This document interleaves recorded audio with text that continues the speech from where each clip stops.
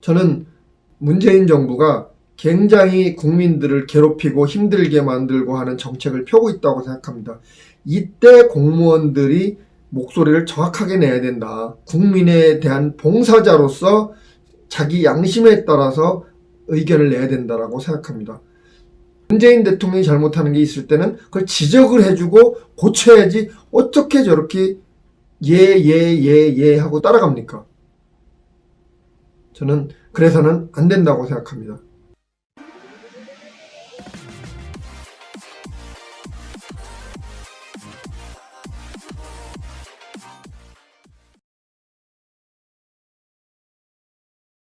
안녕하세요. 자유시민 여러분. 자유시민TV 박종원 인사드리겠습니다. 여러분, 우리가 최근에 아주 두 대조적인 공무원상을 보고 있습니다. 하나는 우리나라 이 법치를 거의 총괄하다시피 하는 윤석열 검찰총장이고요. 또 하나는 우리나라 경제를 총괄하다시피 하는 홍남기 경제부총리입니다. 이 두 분은 정책이나 행동이 우리나라 전반에 영향을 끼치고 있습니다. 이 두 분 중에 지금 국민들의 마음에 들게 그 바람직한 행동을 하고 계시는 분이 있죠. 그분은 바로 지금 윤석열 검찰총장입니다. 지난번에 문재인 대통령이 임명장을 주면서 정권이나 권력에 해당되는 사람도 엄정하게 수사를 할 것을 요구를 했습니다. 그래서 저는 그것을 의례껏 하는 소리다 라고 생각을 했고, 또한 윤석열 검찰총장이 과거에 했던 행동들에 비추어서 과연 제대로 할까, 좀 파당적인 그런 색깔을 드러내지 않을까 이런 생각을 했었습니다. 그런데 조국 사건 수사를 하는 걸 보면 법원이 압수수색 영장을 내주지 않는 그런 악조건 속에서, 그리고 대통령이 수사에 대해서 계속 방해를 하는 듯한 그런 행위를 하는데 이런 악조건을 뚫으면서 수사를 해가지고 드디어 조국 부인의 표창장 위조라든지 사모펀드 관련해서 여러 가지 불법 사항들을 확인해가지고 기소를 했습니다. 그리고 정경심은 구속이 됐죠. 뿐만 아니라 그 이후에도 계속 수사를 했습니다. 청와대 민정수석 시절에 유재수 금융위 국장에 대한 감찰을 중단을 시켰다라는 중대 과실을 찾아냈습니다. 물론 조국 전 민정수석은 정무적 판단이라고 얘기했는데 어떻게 비리 행위를 돕는 걸 정무적 판단이라고 이야기를 할 수 있습니까? 따라서 이와 관련해서 기소를 했습니다. 최근에 여야가 지금 패스트트랙으로 국회에서 엄청 대치 중인데 패스트트랙 사안이 두 가지입니다. 하나는 연동형 비례대표제라는 위헌적 선거법이고요. 이건 이미 2001년에 위헌 판결 났던 거를 이 비례에서의 득표율, 정당 득표율을 가지고 총의석수를 결정한다고 하는 그런 연동형으로 갑니다. 물론 이 중에 30석에 뚜껑을 씌워서 캡을 씌워가지고 요거만 연동형으로 한다. 나머지 17석은 그냥 비례대표 득표대로 한다라고. 그런데 이것은 이제 자유한국당이 비례한국당 내지는 뭐 비례자유한국당, 뭐 자매자유한국당 뭐 등등 여러 가지 대안을 가지고 있기 때문에 아마도 실패할 공산이 큽니다. 또 하나 패스트트랙에 올려져 있는 게 공수처법이에요. 고위공직자 비리수사처라는 건데, 공수처가 게슈타포가 된다는 것은 공수처가 민변이나 이런 변호사 자격 있는 사람을 모두 임명할 수 있게 돼 있어요. 그리고 이 사람들이 군대까지 포함해서 사법부까지 포함해서 모두를 수사를 할 수 있게 돼 있습니다. 그래서 이걸 게슈타포가 될 것이다 라고 했는데, 여기에 최근에 민주당과 정의당, 민주정의당 통일전선에서 어떤 걸 얘기를 했느냐, 검찰이 고위공직자 수사에 대해서 어떤 혐의 사실을 인지하는 순간 바로 보고해야 된다, 이런 얘기를 한 겁니다. 공수처에다 보고를 해서 공수처가 이리 갖고 와 그러면 네 갖고 가십시오 하고 바치는 거예요. 박 줬던 개 신세가 되는 거예요. 그 과정에서 네 편 내 편을 갈라서 내 편인 경우는 철저히 비리를 은폐하는 그런 것이 될 것이다. 그러니까 이것을 검찰이 받아들일 수 있겠어요, 없겠어요? 검찰에서 당장 이것은 잘못된 것이다. 검찰이 절대 이걸 받아들여서는 안 된다. 이런 의견이 나왔습니다. 저는 이런 의견이 나온 것을 공직사회에서 아주 신선한 행동이라고 생각합니다. 검찰은 원래가 경찰이 수사를 하는 것에 대해서 법에 따라서 인권을 보장해주고 그리고 법에 따라서 기소를 하는 그런 기관이에요.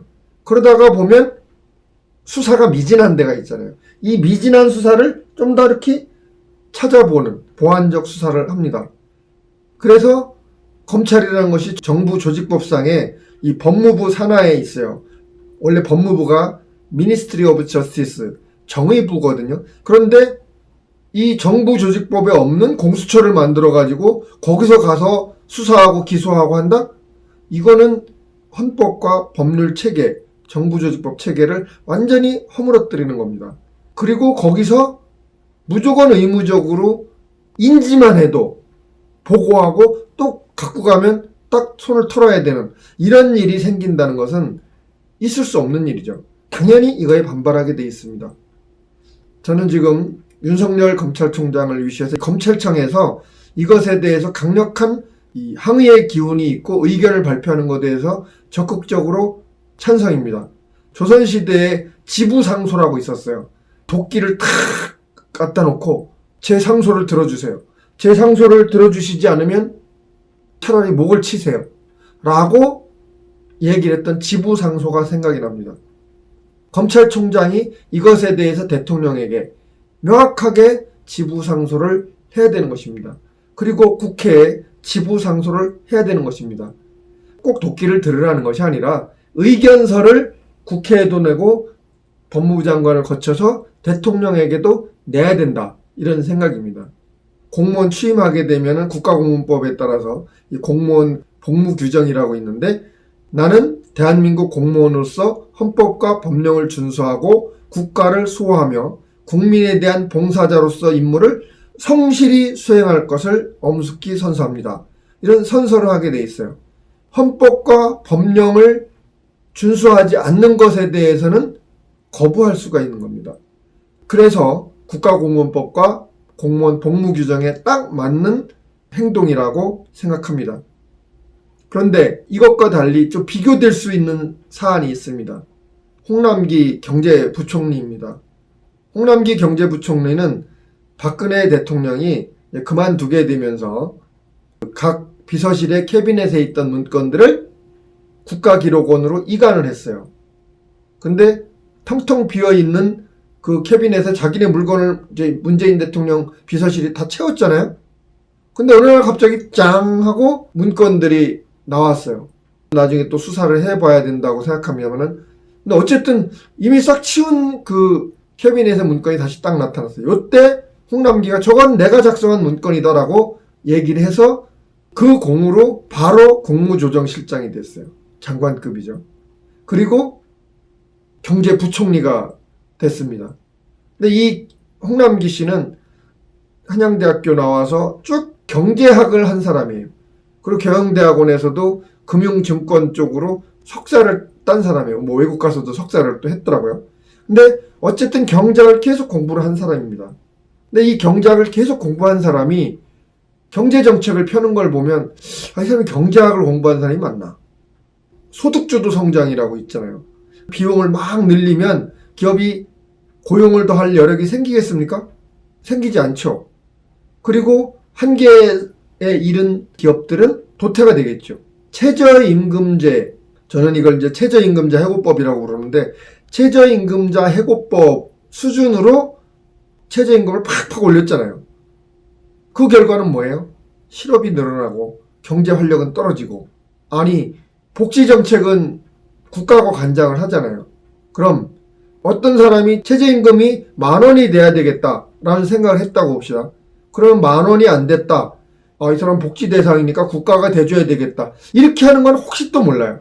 퇴원을 잘 쓰느냐 못 쓰느냐, 그 지출을 잘하느냐 못하느냐의 문제지만 그건 또 재정 형편상 가능하면 할 수 있어요. 그런데 이거 올려놓고 만약에 이걸 지키지 못하고 임금을 그대로 안 줬다. 그러면 2천만 원 이하 3년 이하의 징역을 때리게 돼 있어요. 자기가 임의를 올리고 범죄자 만들고 범죄자가 되기 싫으면 폐업해야 되고 이렇게 한 사람입니다. 부총리 취임 때도 이것을 강력히 옹호를 했습니다. 그러면 이 사람은 경제학의 법칙을 완전히 거스르고 있는 것이고 양심을 속이고 있는 겁니다. 영혼이 없는 공무원이라고 할 수가 있겠죠.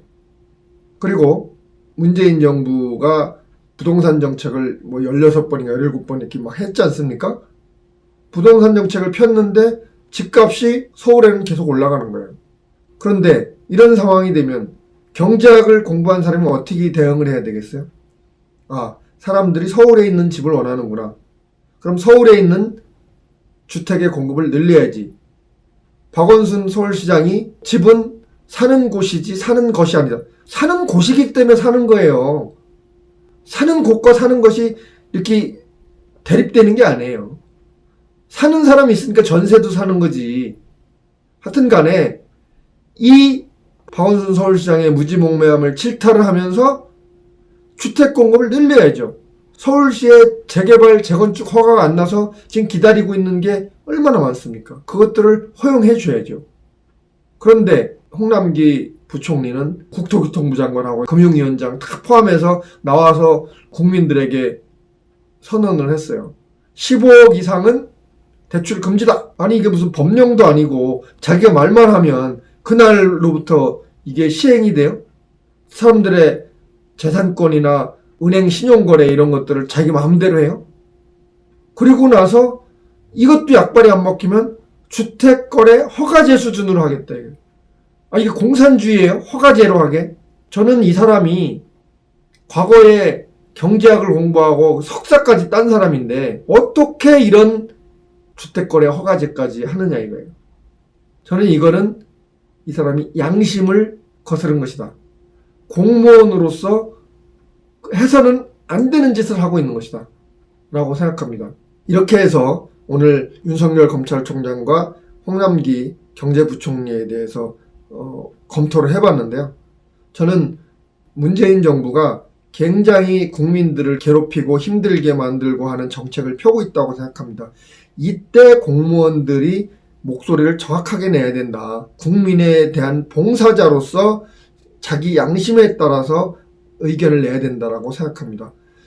그렇기 때문에 윤석열 같은 그런 소신 있는 공무원들은 대한민국의 아주 좋은 그런 모델이 되어야 된다고 생각하고 홍남기 경제부총리와 같이 저렇게 코드를 맞추고 자기 양심을 속이는 공무원들은 하루빨리 사라져야 된다라고 생각합니다.